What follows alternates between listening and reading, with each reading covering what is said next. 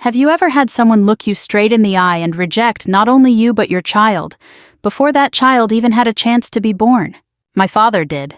"I don't have this grandchild," he shouted, not in anger that faded after a few minutes, not in the heat of an argument. He said it with the cold certainty of a man making a decision he believed he would never regret. Then he pointed at the front door and told me to leave.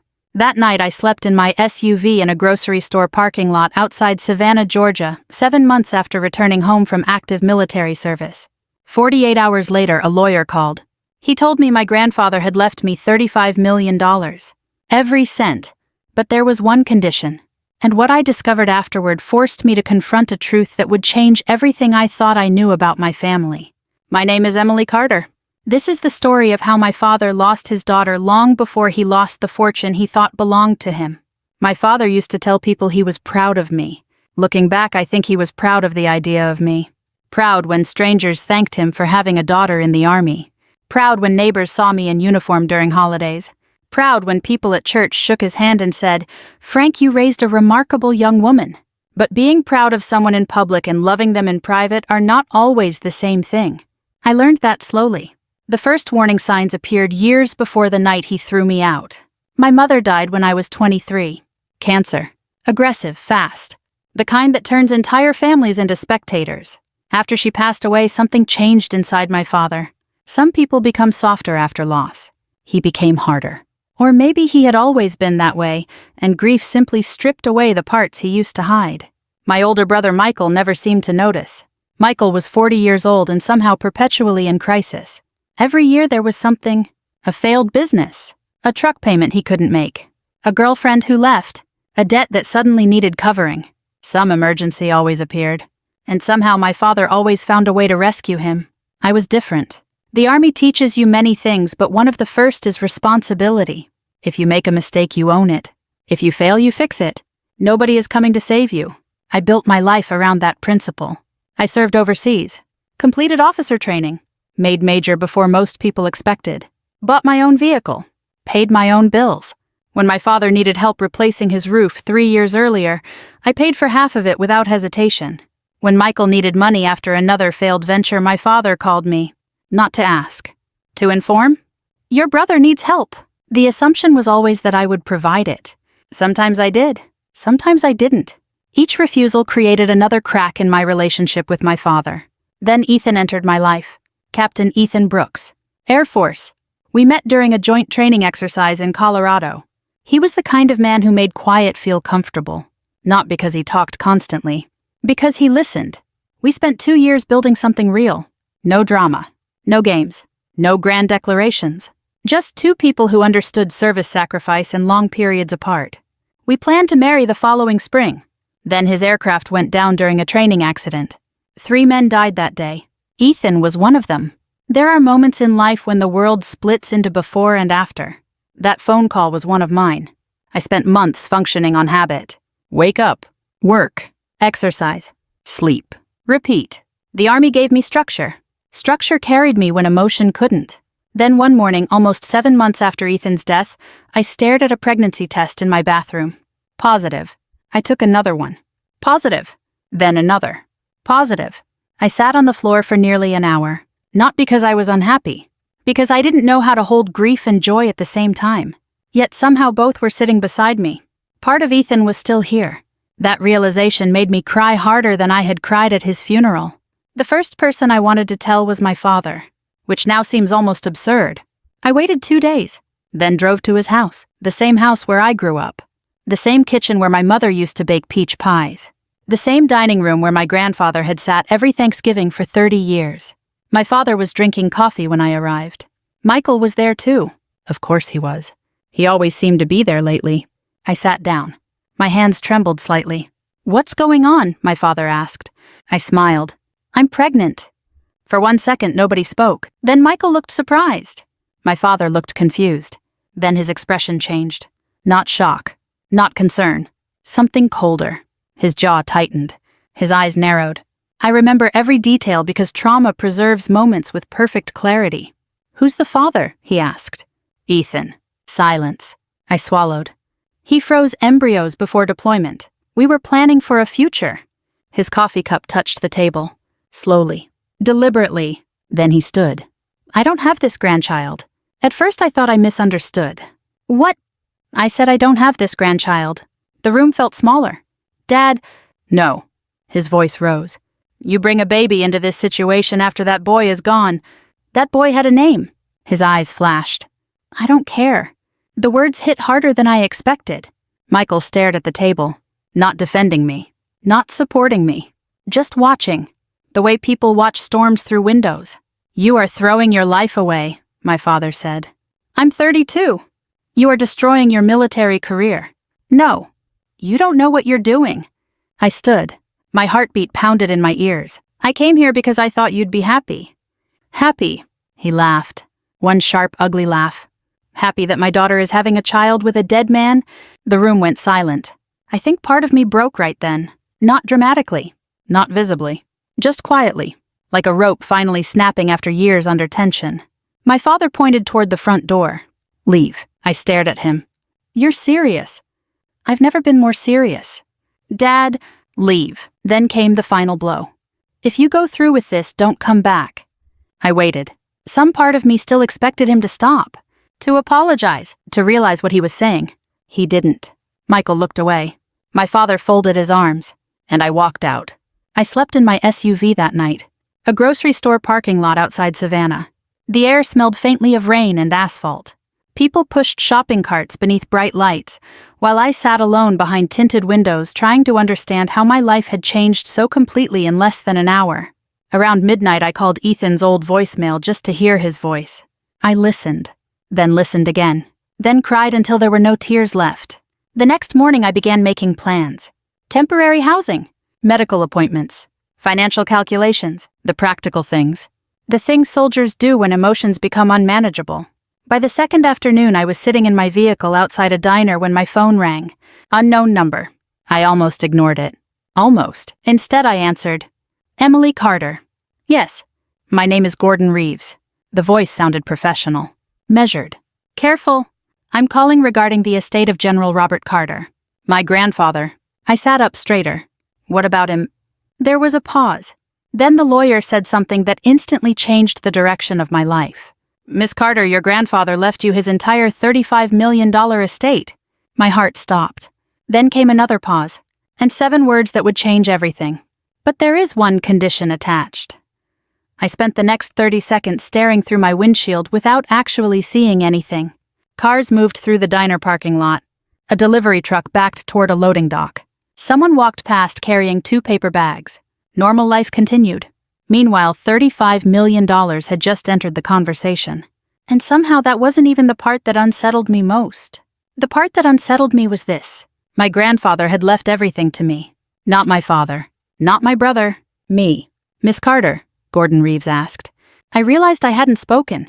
I'm here. Would you like me to explain? Yes. His voice remained calm. Professional. The voice of a man who spent his life delivering information that changed other people's futures. Your grandfather updated his estate plan approximately 8 months before his death. 8 months. I immediately did the math. That was long before my pregnancy. Long before my father disowned me.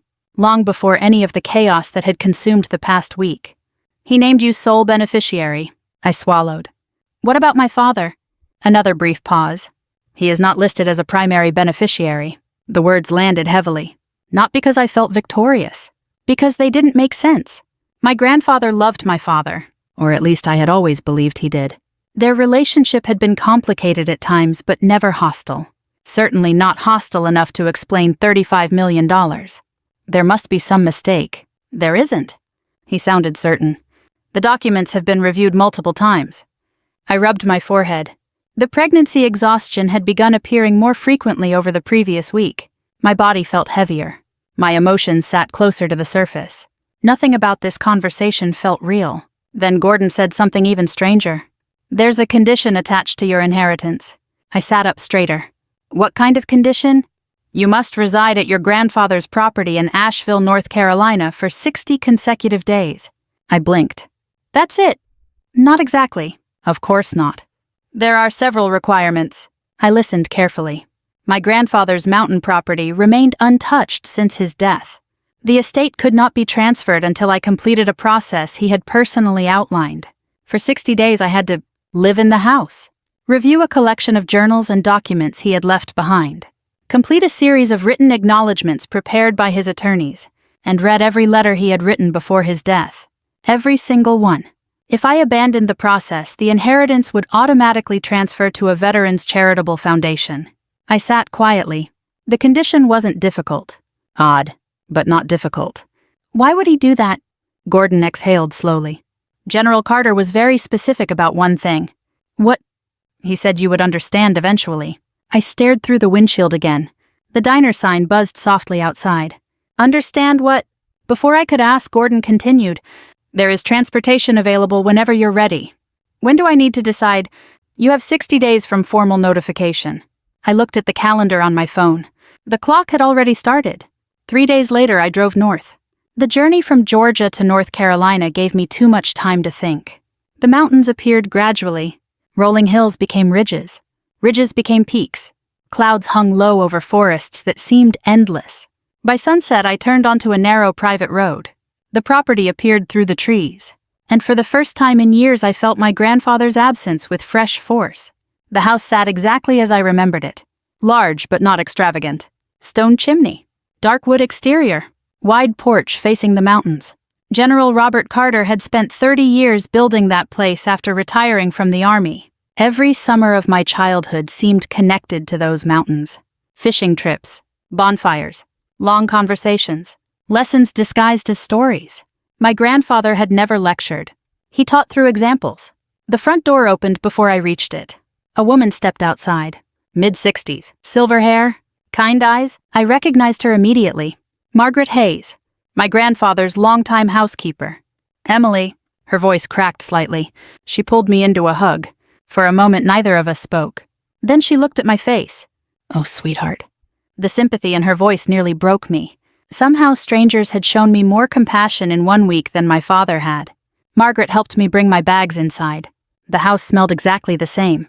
Wood polish, coffee, old books, mountain air. The scent hit me like a memory. For several minutes I simply stood there, looking, listening, remembering. He missed you, Margaret said quietly. I nodded. I missed him too. Dinner that night was simple. Soup, bread, tea. Afterward, Margaret handed me a brass key. Your grandfather left instructions. I turned the key over in my hand. What does it open? The study. I smiled sadly. Of course it did. The study had always been sacred territory. Floor-to-ceiling bookshelves. Military photographs, maps, awards, letters. My grandfather spent thousands of hours in that room. I walked there after Margaret went home. The key turned smoothly. The door opened. The room looked frozen in time. His reading glasses sat on the desk. A half-finished notebook remained beside them. The lamp still faced the leather chair he used every evening. For a second I could almost imagine he had stepped outside and would return any minute. Instead there was silence. On the desk sat a large wooden box. My name was written across the top. Emily. Nothing else. I sat down slowly, then opened it. Inside were dozens of envelopes, carefully organized, dated, labeled. Some looked years old. Others appeared recent. Beneath them sat several journals, financial records, legal folders, photographs, and a single handwritten note. I recognized his handwriting instantly. Strong, precise, military. The note contained only one sentence. Start at the beginning. So I did. The first letter was harmless. Childhood memories, stories about my grandmother, advice about leadership. The second letter was similar. Then the third. And the fourth? Hours passed. Outside darkness covered the mountains. Inside, the only light came from the desk lamp. Around midnight, I reached a newer group of letters. The tone changed. Subtly at first. Then dramatically. The entries became more serious. More personal. More urgent.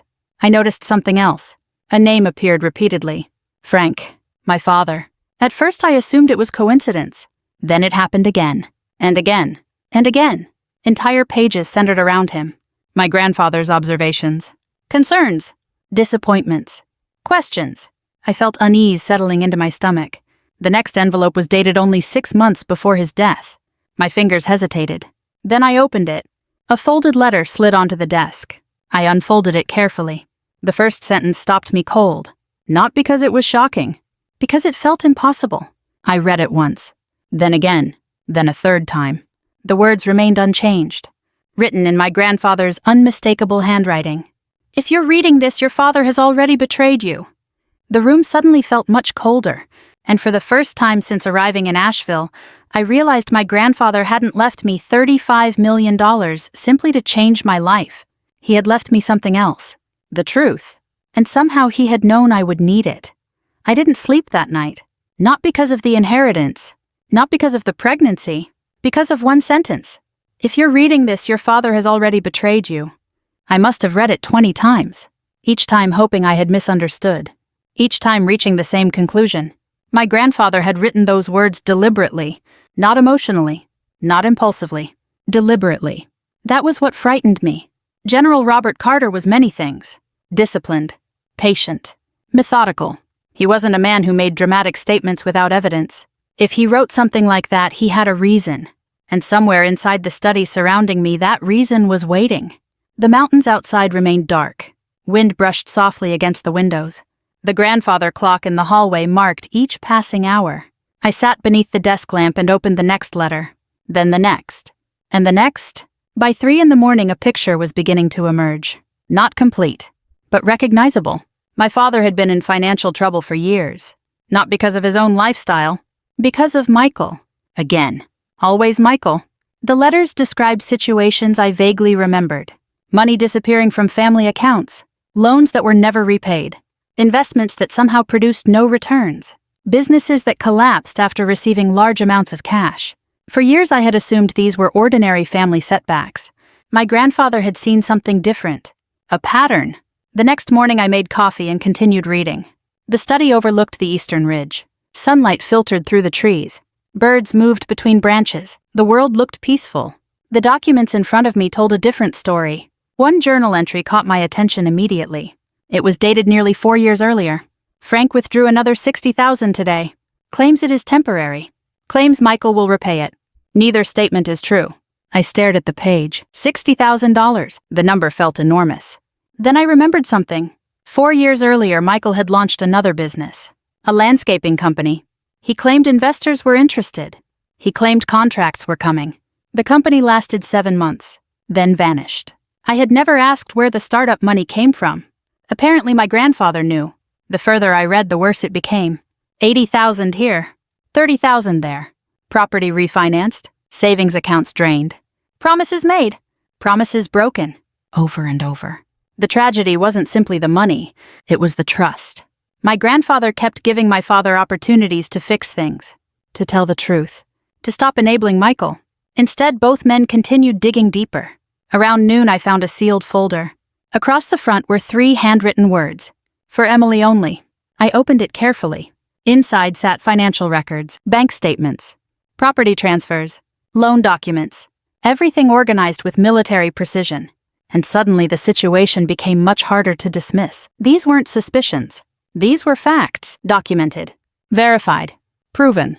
My grandfather had spent years quietly tracking what was happening. A yellow sticky note rested on top. Emily, facts matter more than feelings. Always. Grandpa? I laughed softly despite myself. That sounded exactly like him. Then I started reading. 3 hours later, I leaned back in my chair and closed my eyes. The numbers were staggering. Hundreds of thousands of dollars. Possibly more. Money had flowed steadily toward Michael for over a decade. My father had funded almost every disaster. When savings ran low, assets disappeared. When assets ran low, loans appeared. When loans became difficult, someone else paid the difference. Sometimes that someone was my grandfather. Sometimes it was me. And that realization hit harder than anything else. Because suddenly I remembered all the moments. The unexpected requests, the emergencies, the urgent calls. Your brother needs help. Not asks, expectations. I had contributed thousands over the years. Not because Michael deserved it. Because I trusted my father. I trusted him. The realization left a bitter taste in my mouth. Late that afternoon, Gordon Reeves called. I updated him on my progress. Then I asked the question that had been growing in my mind all day. Did my grandfather know exactly what was happening? There was silence. Then Gordon answered carefully. Yes. The certainty in his voice surprised me. How can you be sure? Because I helped document some of it. I sat upright. What do you mean? General Carter retained our firm several years ago. My heartbeat quickened. He was concerned about protecting portions of the estate. From who? Another pause. Then, your father. The word landed heavily. Not because I hadn't suspected it. Because hearing another person say it made it real. For several seconds I couldn't speak. Gordon continued. Your grandfather loved your father. I know. He never stopped loving him. That hurt more than if he hadn't. Because I understood exactly what he meant. Some people break your heart without ever losing your love. Parents, children, family. Love survives things respect cannot. What happened? I asked. Eventually, your grandfather concluded that money was making the situation worse. I looked toward the mountain ridge outside the window. The trees moved gently in the wind. He believed your father would continue sacrificing everything to protect Michael. I closed my eyes. Because deep down I knew that was true. Then Gordon said something unexpected. Emily, there is another letter you haven't reached yet. I frowned. How do you know? Because your grandfather told me about it. My stomach tightened. What does it say? I don't know the contents. A brief pause. But I know where it is. He gave me directions. Specific shelf. Specific box. Specific envelope. When the call ended, I crossed the room immediately. The envelope was exactly where he described. Dated 8 months before my grandfather's death. The same period Gordon had mentioned regarding the updated will. I opened it carefully. Inside was a handwritten letter. Longer than the others. More personal. I recognized the change immediately. This wasn't a record. It was a goodbye. Emily, if you're reading this, I am gone. And if I know your father, he's already disappointed you. Perhaps worse. Those words alone made my chest tighten. I continued. The letter described my grandfather's final decision. Why he changed the will.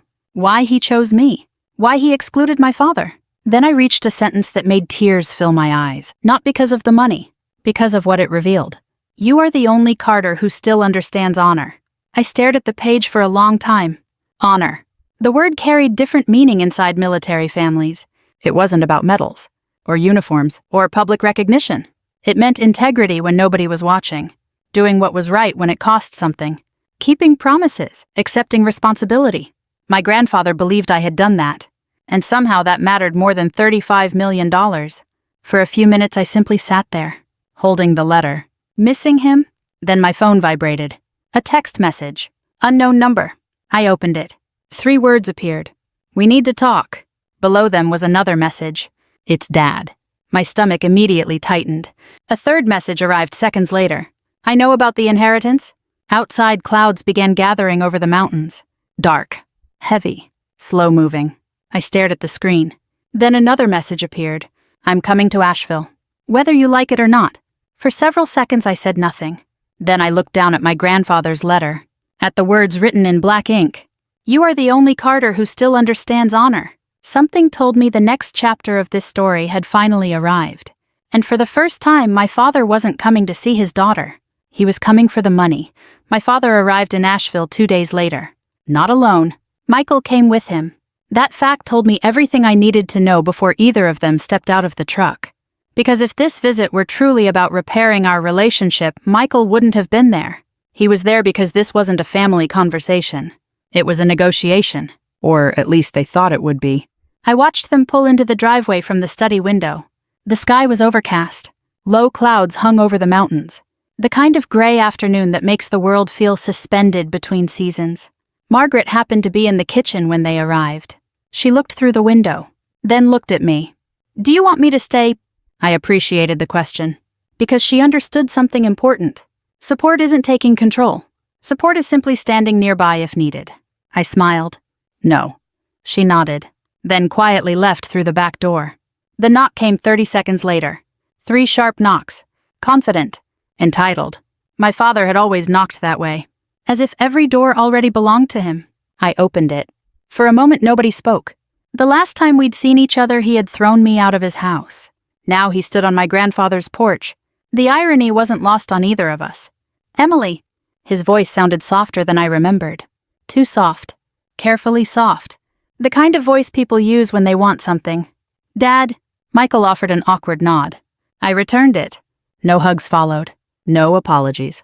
No acknowledgement of what had happened. My father glanced toward my stomach. I was beginning to show slightly. Something flickered across his face. Not affection. Calculation. Then he smiled. "I've been worried about you." The sentence was so absurd I almost laughed. Instead, I stepped aside. "Come in." They entered. My father immediately began looking around.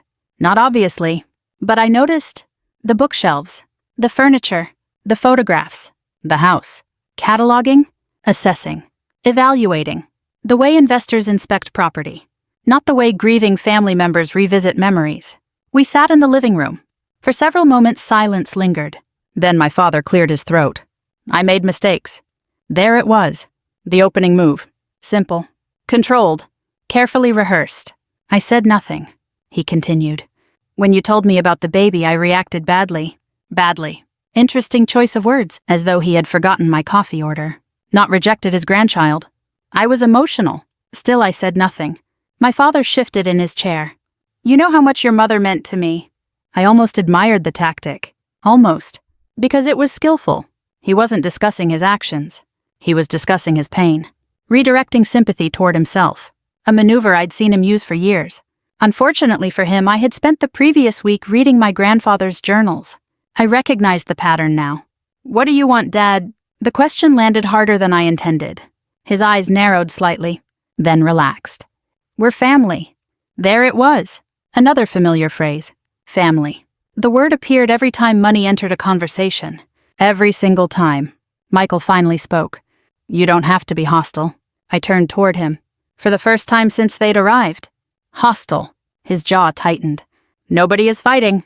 I looked at my father. Then back at him. "You stood there while he disowned me." Silence. Michael looked away. Exactly as he had that day? My father intervened quickly. "We're not here to discuss that." Of course not. Because discussing that would require accountability. "We're here to discuss your grandfather." And there it was. The truth. Finally. Not me. Not the baby. Not reconciliation. The estate. I leaned back in my chair. My grandfather's chair. The symbolism wasn't lost on me. "What about him?" My father's posture changed. Subtle. But noticeable. The performance dropped slightly. $35 million is a tremendous responsibility. I almost smiled. Not because it was funny. Because it was predictable. "You've always had responsibilities, Emily." I waited. So perhaps this situation should be approached as a family. There it was. The proposal. Not stated directly. Not yet. But approaching. I looked at Michael. He was watching me carefully. The same way gamblers watch cards being dealt. Then my father finally said it. "The money should benefit everyone." I nodded slowly. There it is. At last. The actual reason for the visit. Not concern. Not regret. Money. 35 million reasons. The conversation continued for nearly an hour. My father talked about unity, legacy, family obligations, shared responsibility. Every argument sounded reasonable in isolation. Together they formed something else entirely. Entitlement. The assumption that my grandfather's decision required correction. Eventually they left. But not before my father delivered one final sentence. "You should think carefully before making permanent decisions." A warning disguised as advice. After they drove away, I returned to the study. For a long time, I simply sat there, thinking. Then my phone rang. Gordon Reeves. His timing was remarkable. "Emily." "Hi, Gordon." His voice sounded unusually serious. Immediately, my stomach tightened. "What happened?" "There has been a legal filing." The room suddenly felt smaller. "What kind of filing?" "A challenge." I closed my eyes. Of course. My father wasn't asking for money. He was preparing to take it. "He filed already." "This morning." I laughed softly, not because anything was funny, because it confirmed everything. The visit, the apology, the concern, the family speech, all theater. The legal attack had already begun before he arrived. "What are they claiming?" Gordon sighed. Several pages rustled in the background. "They argue that your grandfather was influenced during the final revision of the estate plan." I sat upright. "What?" "They claim the distribution is unreasonable. My grandfather had spent 40 years commanding soldiers, managing multi-million-dollar operations, making life and death decisions. Yet somehow they wanted a court to believe he didn't understand his own will. The argument was insulting, but it was also dangerous. Can they win? No. The certainty in Gordon's voice helped. But that doesn't mean they won't try. I stared toward the mountain ridge outside. Storm clouds gathered beyond the trees, dark and heavy. What happens now? Another pause. Then Gordon answered. There is something else. My heartbeat quickened. What? One of the final documents your grandfather left has been reviewed. I frowned. What document? A recording. The word immediately caught my attention. A recording? Yes, my grandfather had apparently recorded a private conversation several years earlier. A conversation involving my father. The contents had remained sealed until now, protected under specific instructions. My pulse quickened. What does it say? I haven't listened to it personally. Another pause. But I know who is speaking. My father. And my grandfather. I felt a chill run through me. Because suddenly I understood. My grandfather hadn't merely left evidence. He had anticipated this exact moment. The challenge. The lawsuit. The greed. The denial. All of it. As though he had been watching events unfold years before they happened. When can I hear it? Soon. The storm finally broke outside. Rain struck the windows. Wind moved through the trees. And for the first time since arriving in Asheville, I felt absolutely certain about something. My father wasn't fighting for justice. He wasn't protecting family. He wasn't honoring my grandfather's memory. He was trying to take what had never belonged to him. And somewhere inside the documents my grandfather left behind was the proof. 2 weeks later, Gordon called again. This time his voice carried no uncertainty. Only facts. The hearing date had been scheduled. My father's challenge was officially moving forward. And now there would be a judge, a courtroom, and a recording that neither side could ignore. The battle my grandfather predicted had finally begun. The hearing took place on a Tuesday morning in Charlotte. By then I was nearly 5 months pregnant, far enough along that strangers smiled when they noticed. Far enough along that I could sometimes feel small movements late at night when the world became quiet. Those moments had changed me. Not dramatically. Not all at once. But steadily. The way sunrise changes a landscape. Slowly. Then completely. I arrived at the courthouse with Gordon Reeves and 2 members of his legal team. The building itself wasn't impressive. Gray stone. Tall windows. Security checkpoints. The kind of place where life-changing decisions happen in rooms that look surprisingly ordinary. My father was already there. So was Michael. Neither approached me. Neither offered a greeting. For reasons I couldn't entirely explain, that hurt less than it once would have. Because somewhere during the previous 2 months, I had stopped hoping they would become different people. Acceptance isn't forgiveness. Acceptance is simply seeing reality clearly.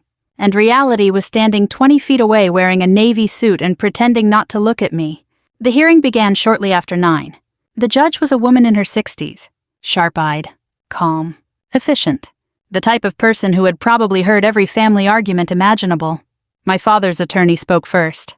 He argued that the estate distribution was unreasonable, that General Carter's final decisions were inconsistent with prior plans, that family expectations had been disrupted.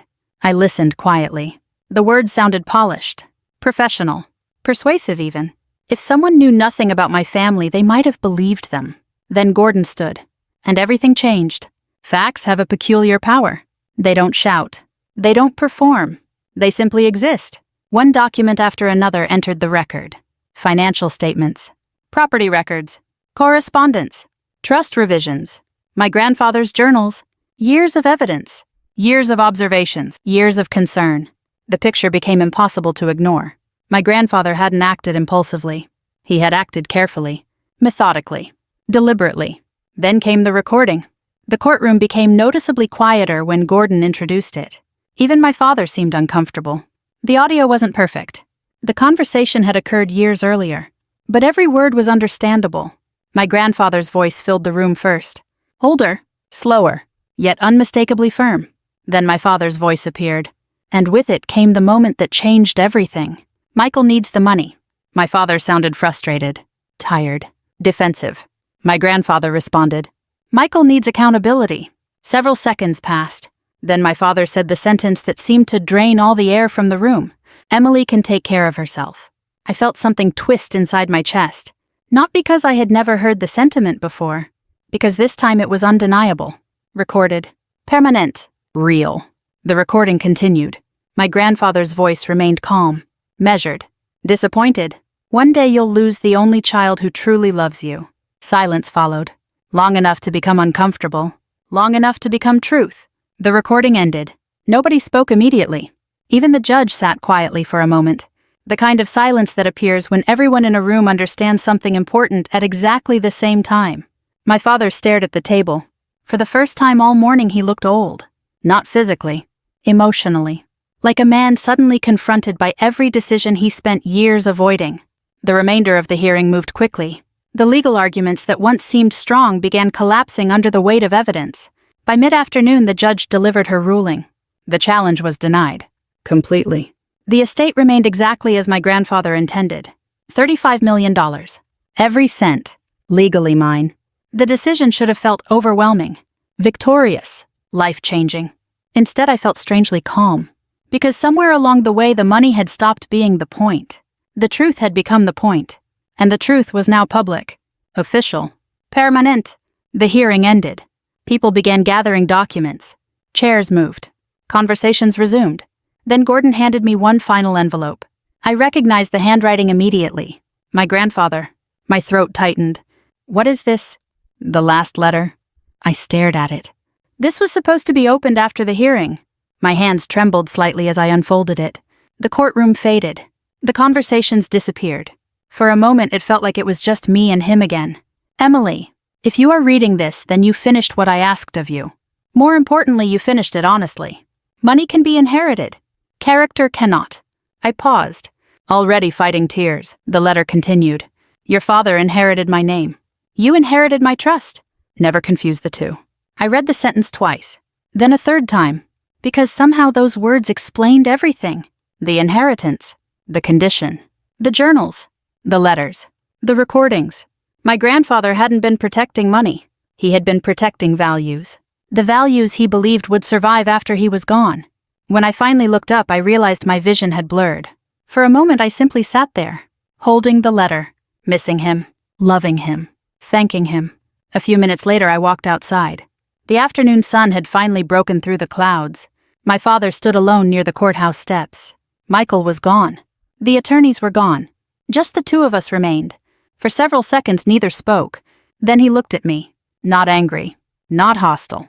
Just tired. Emily? His voice sounded smaller than I remembered. I waited. He swallowed. I made mistakes. The sentence came years too late. But it came. I nodded. Yes. His eyes dropped briefly.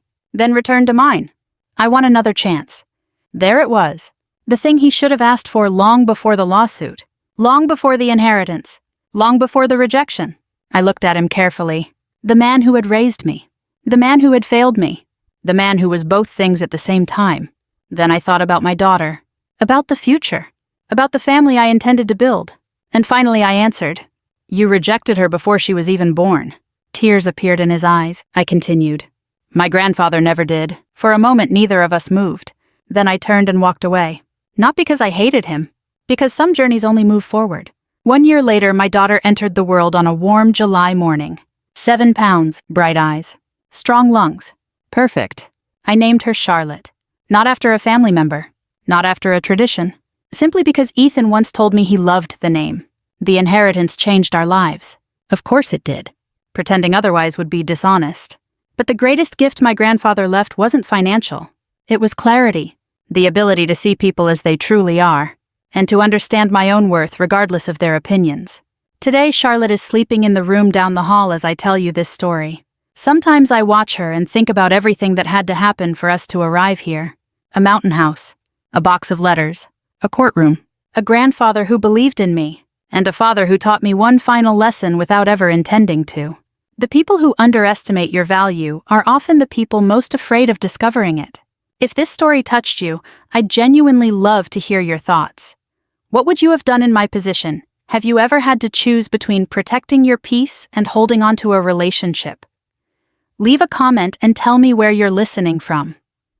Stories connect us in ways we rarely expect. And if you enjoy heartfelt family dramas like this one, subscribe and join us for more journeys every week. Until next time, take care of yourselves and the people who truly deserve your love.